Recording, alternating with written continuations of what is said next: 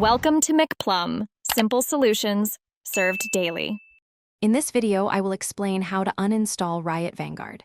First, ensure all Riot Games applications, like Valorant, are completely closed. This prevents any conflicts during the uninstallation. Next, open your Windows settings, then click on Apps, and finally select Apps and Features. Scroll through the list until you find Riot Vanguard. This is the initial step to safely remove the anti-cheat software from your system. Once you've located Riot Vanguard, click on it and then select the Uninstall button.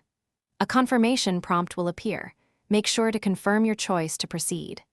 The system will then guide you through a few simple steps to finalize the uninstallation. It's a straightforward process designed to remove the program efficiently and completely from your computer. Hey everyone, if you're finding this guide helpful, please hit that like button and subscribe for more tech tips. On another note, make meal prep easy with these fantastic leak-proof containers. They're perfect for keeping your food fresh and organized. You can find the link to grab yours, along with other great deals, right in the video description below.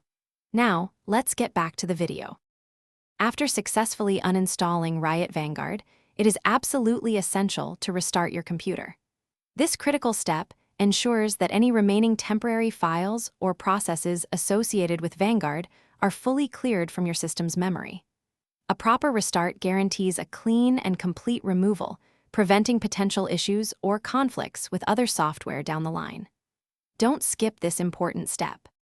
To be absolutely sure, you can verify the uninstallation. Go back to Apps and Features in your Windows settings and confirm that Riot Vanguard is no longer listed.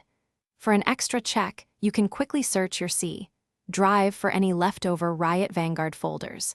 If you find any empty ones, it's safe to delete them manually.